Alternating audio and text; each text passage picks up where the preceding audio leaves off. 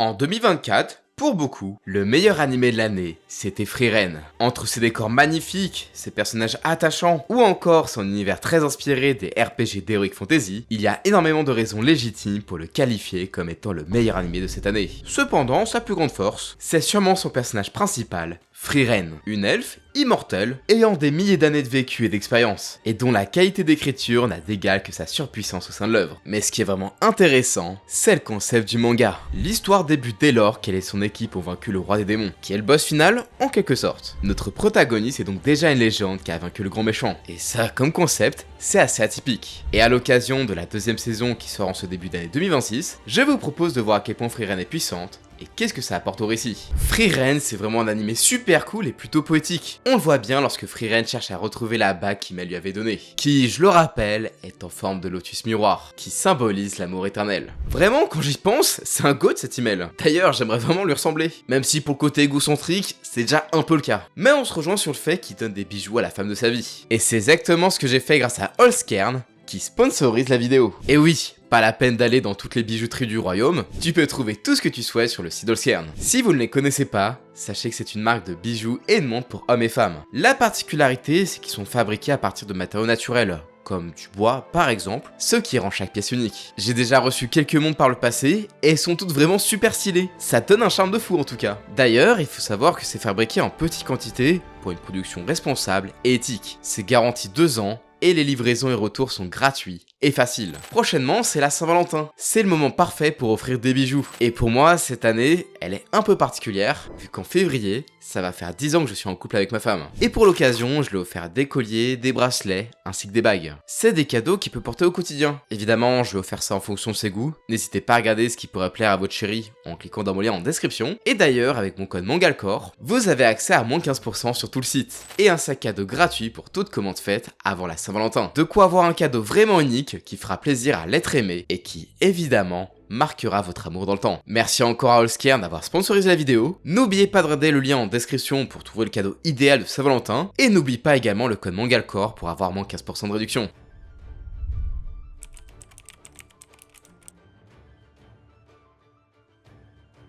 C'est vrai qu'on dirait pas comme ça, mais cet elfe de 1m54 renferme une puissance et une expérience délirante. En tant qu'elfe, Frieren a une longévité exceptionnelle, faisant qu'au moment où on la découvre dans la série, elle a largement plus de 1000 ans. Et elle a passé des siècles à apprendre de nouveaux sorts et à les perfectionner. C'est un peu une obsession pour elle. Ça lui a permis d'en avoir un répertoire absolument phénoménal, ce qui fait d'elle l'une des mages les plus puissantes de son univers. Et ça, on le voit bien durant l'examen pour devenir mage de classe 1. Elle a vaincu facilement Denken, qui est censé être un mage redoutable, et elle a également perforé la barrière magique, qui est censée être incassable, et enfin, lors de l'avant-dernière épreuve, où chaque participant affronte un clone d'un participant déjà présent, le clone de Frieren a mis en sueur la plupart des autres mages de l'examen. Genre, ils étaient une douzaine, et ils se chiaient dessus à l'idée de l'affronter. Elle a également beaucoup d'expérience en ce qui concerne l'exploration de donjons. En théorie, c'est super dangereux, tous les persos qui vont sont giga prudents pour pas tomber dans un piège, ou se faire attaquer par un monstre fort, mais pour Frieren, c'est une rando du dimanche. Concrètement, les autres persos, ils jouent genre à Dark Souls, et Frieren, elle fait sa quête hebdomadaire sur Genshin Impact. On peut noter aussi qu'elle a une quantité de mana gigantesque, encore plus que le démon Aura, qui, rappelez-vous, peut soumettre à sa volonté tout individu ayant un mana inférieur au sien. Et bien, même elle, c'était un insecte comparé à Frieren. En plus, elle peut camoufler son mana, de sorte à pas se faire repérer de trop loin, ou pour surprendre un adversaire. Et à l'inverse, elle est capable de ressentir le mana de toutes les créatures autour d'elle à 10 km à la ronde, donc c'est impossible de la prendre par surprise. Elle sera au courant de votre présence bien avant votre première attaque. Elle a un mana tellement élevé que même en se limitant à 1/10 de sa force, elle a dégommé énormément de démons. Un tel point qu'un de ses surnoms, c'est Frieren the Slayer. Oui, c'est l'équivalent du Doom Slayer dans son univers. Sa réputation est tellement grande que son nom suffit à faire trembler le moindre démon qui croise à son chemin. Niveau offensif, son sort basique mais monstrueux, c'est le Zoltrak. De base, ça a été créé pour tuer les humains. Mais ce sort a été modifié par Frieren pour pouvoir toucher les démons. Avec, elle peut quasiment tout one-shot. Et pendant presque toute la saison 1, c'est l'un des seuls sorts qu'elle utilise. Toutefois, elle en a évidemment plein d'autres, et on l'a vu les utiliser contre son double, qui nous a donné un combat hyper impressionnant. Elle a des sorts très puissants de foudre, de feu, et peut même créer un giga trou noir. Vraiment, si tous les mages avaient tenté d'affronter son double, ils auraient mangé quelques balles perdues. Mais son sort ultime, c'est ce qui est appelé le sommet de la magie. Une attaque extrêmement puissante qu'on ne peut pas détecter. Ça repousse totalement son adversaire au point que ça l'enfonce dans un mur. Il est sous-entendu que la dernière fois qu'elle avait utilisé, c'était contre le roi des démons. Au-delà des sorts offensifs, Frieren est aussi très bonne en défense. Elle peut créer des boucliers qui sont parmi les meilleurs de tout l'anime, mais même si vous les brisez, c'est pas dit que vous arrivez à la toucher, puisqu'elle a aussi une vitesse de fou pour esquiver les assauts ennemis. Et sinon, elle a des défenses psychiques assez élevées, elle maîtrise énormément de magie de support, comme celle des sauts, que ce soit pour les mettre ou les retirer, elle peut annuler des sorts de nécromancie sans difficulté, elle peut voler, faire voler des trucs, faire des golems, peut identifier des poisons et des maladies, a de la magie de détection pour trouver ce qu'elle cherche rapidement. Enfin bref, Frieren c'est genre the couteau suisse en béton armé. Elle est forte dans quasiment toutes les branches de la magie. Mais à côté de ça, elle a aussi des sorts ayant une utilité discutable, on va dire. Genre, elle a des sorts pour faire pousser des fleurs, histoire d'embellir votre jardin, empêcher que des coquilles d'œufs tombent dans l'œuf quand on les casse, un pour nettoyer des trucs, genre les statues de ses anciens amis, ou encore se gratter le dos. Ouais, vraiment, c'est n'importe quoi. Mais c'est pour ça que c'est cool à regarder. Enfin bref, mis à part ça, je pense que vous avez bien compris que Frieren, elle est vraiment très puissante, mais pourtant, elle est pas invincible pour autant.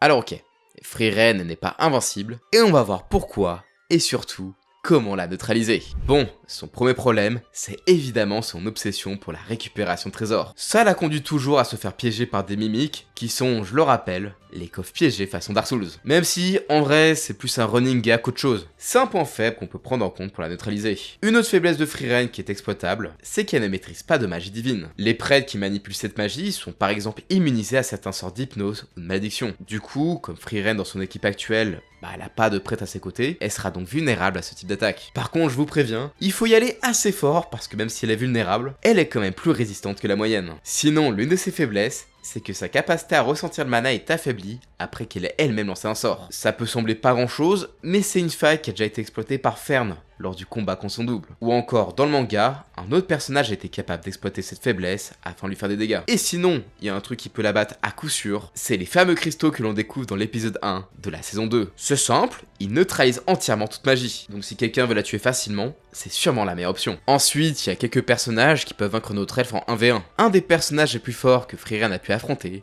c'est sûrement le roi des démons. Après, on n'en sait trop rien, car il est déjà vaincu quand l'histoire commence. Donc bon, il devait être sûrement très puissant, vu que sans ses compagnons, apparemment, elle n'aurait pas pu le vaincre. Il y a aussi le personnage que l'on connaît pour l'instant, sous le nom Héros du Sud. Il appartient à la classe de héros comme il mêle en son temps. Pour vous montrer à quel point il est fort, à l'époque de la guerre contre le roi démon, il y avait l'équivalent de l'Akatsuki avec des démons, appelés les 7 sages du chaos. Ils étaient vraiment très forts, et ont contrôlé pas mal de régions du monde. Frieren et tout son groupe n'ont réussi à en tuer que 2. Mais le héros du Sud, lui, il se les est farcis tout seul, en mode One Man Army. Et il a pu en tuer 3 quand même, ce qui est pas rien. Si Frieren avait été dans la même situation, je pense qu'il aurait pu en tuer un maximum, et encore. D'ailleurs, il est possible que son ancien partenaire, Himmel le Brave, soit plus fort qu'elle. C'était le leader du groupe.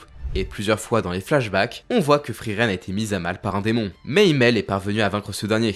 Même si c'est pas sûr à 100%, je pense que l'avancée de l'œuvre nous confirmera qu'il était plus fort. Mais le dernier personnage qui est plus fort que Frieren, genre c'est indiscutable, c'est évidemment Ciri. Une elfe encore plus ancienne, puissante et expérimentée qu'elle. Elle est décrite comme étant un grimoire vivant, et genre son mana suppressé, c'est l'équivalent du mana à plein potentiel de Frieren. Vraiment, c'est abusé. On ne l'a jamais vraiment vu se battre, mais je pense que s'il y avait un combat entre les deux elfes, ça serait Hydrogène Bomb versus Coaching Baby. Après, il y a quelques personnes qui sont moins fortes qu'elle, mais qui auraient quand même une chance de la vaincre sous certaines circonstances. D'après Ciri, Lernen aurait une chance de l'emporter contre elle. Et je pense également à Ubel. Le personnage est tellement débile avec son délire de tout trancher qu'elle aurait peut-être ses chances. Et en dehors de ça, vu que dans le manga, le système de combat ne se passe pas que sur le mana, Frieren peut perdre contre des adversaires ayant moins de mana qu'elle. Et d'après notre elfe préférée, elle a perdu contre 11 personnes par le passé. Donc bon, même si elle est très forte, il y a plusieurs raisons pour lesquelles Frieren n'est pas toute puissante. Déjà, pour le scénario, ce serait nul d'avoir une équipe où t'as un bout qui one-shot tout le monde, et que du coup, tous les autres ne servent à rien. Ensuite, d'après Ciri, par rapport à son âge et son expérience, Frieren n'est pas aussi puissante que ça, et elle pourrait l'être bien plus. Sauf que ce n'est pas spécialement ce qu'elle veut. Frieren ne souhaite pas être la plus forte de tous.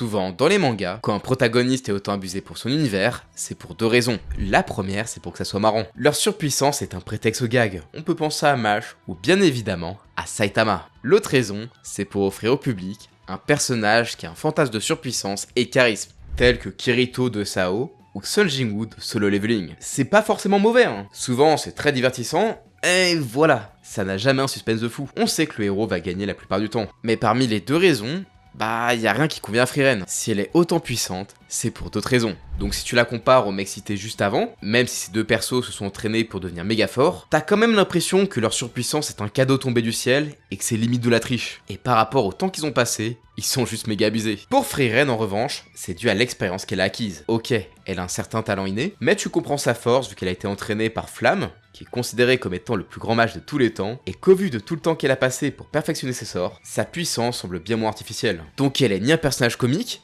ni un défouloir de puissance. Mais du coup, qu'est-ce qu'elle est? Eh bien, je pense qu'il faut voir ça avec la base de l'œuvre. Vu que les auteurs se sont visiblement posé la question de qu'est-ce qui se passe pour les protagonistes après qu'ils aient vaincu le grand méchant. Genre, par exemple, Naruto et Ichigo, ils sont certes devenus méga forts et ont vaincu Kaguya et Yua, mais l'œuvre se termine après un épilogue pour montrer qu'ils ont atteint leur objectif. Mais concernant Frieren, c'est au contraire le moment où l'œuvre commence, après qu'elle et ses compagnons ont vaincu le grand méchant. Ils deviennent de véritables légendes dont les exploits se racontent encore probablement dans les livres d'histoire de cet univers. Niveau réputation, on peut la comparer à Hashirama Senju dans Naruto ou Yoruichi dans Demon Slayer. Des personnages qu'on voit assez peu, mais qui sont hyper impressionnants vu qu'ils mettent une mandale au grand méchant dans les flashbacks. Sauf que Frieren, elle est encore vivante, et tu peux la croiser et la rencontrer, ce qui est globalement assez rare dans les fictions. Alors, ça peut arriver qu'on revoie une légende après la fin d'une œuvre, mais en général, l'ancien personnage principal est écarté dans une suite. On le voit bien dans Senseiya Omega et Boruto. Et quand les héros reprennent du service, ça peut être bof, comme dans Dragon Ball Super, où Goku et Vegeta sont écrits comme des héros de shonen. Et en soi, ça nique vraiment leurs personnages et leurs arcs précédents. Mais pour Frieren, ce n'est pas le cas, vu que l'œuvre a bien été pensée dès le départ,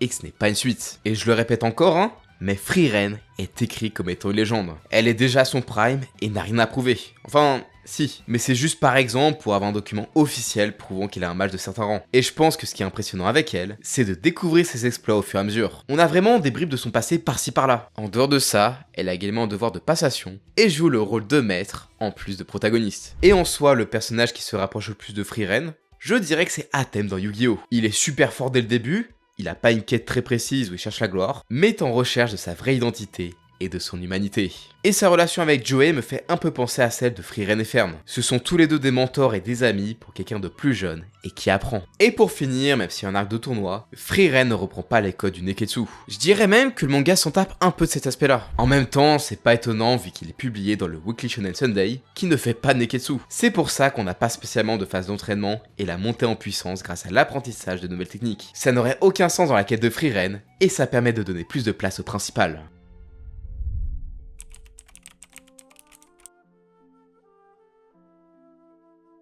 Comment un protagoniste peut évoluer une fois sa quête principale terminée? C'est le pitch de base de Frieren, et c'est pour ça qu'on explore la nature humaine du point de vue d'un personnage immortel. Et contrairement au voyage initiatique du héros, où on suit le point de vue de quelqu'un qui découvre le monde vu qu'il connaît pas grand chose, pour Frieren c'est différent. Pour citer Kratos, quand tu auras vécu plusieurs siècles, tu me diras à quoi ressemble une décennie. Et bien pour Frieren c'est pareil. Au moment où on la suit, elle a déjà plus de 1000 ans. Les 10 années de guerre contre le roi des démons, à l'échelle de sa vie, c'est un battement de cils. Elle avait déjà vécu et appris des choses auparavant. Toutefois, c'est à la mort d'Himmel qu'elle a constaté que ses amis l'ont bien marqué et qu'elle regrette de pas avoir côtoyé plus son ami. Son voyage du héros débute après sa mort. Et pour le coup, c'est un peu une antithèse de ce concept. Ici, il n'y a pas de maître, pas de mal incarné à affronter. Non! Tout ça, c'est du passé. Maintenant, elle cherche juste à mieux se connaître à travers le contact des autres. Et j'irai même plus loin en disant qu'avant le début, le héros et personnage principal de l'œuvre, c'est pas elle. C'est Himmel. Dans cette aventure, elle était plus spectatrice qu'actrice. C'est seulement quand toute la quête pour vaincre le roi des démons s'achève, et que son ami meurt, qu'elle devient à sa manière le héros de sa propre histoire. D'ailleurs, son nom, Frieren, n'est pas choisi au hasard. En allemand, ça signifie gelé, exactement comme notre elfe l'est dans le temps. Et justement,